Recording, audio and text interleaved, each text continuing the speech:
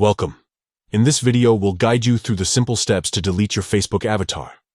Whether you're looking to declutter your profile or just ready for a change, we've got you covered.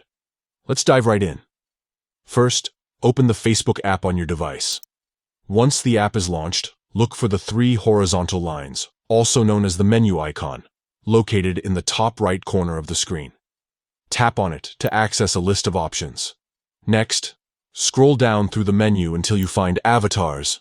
Tap on it to open the Avatar section. This is where all your customization and editing options for your avatar are located. Now, tap on Edit Avatar. This will bring up additional settings for your avatar. At the top right corner of this screen, you'll notice three dots. Tap on these dots to reveal more options. From the drop-down menu that appears, select Delete Avatar. A confirmation prompt will pop up asking if you're sure about deleting your avatar.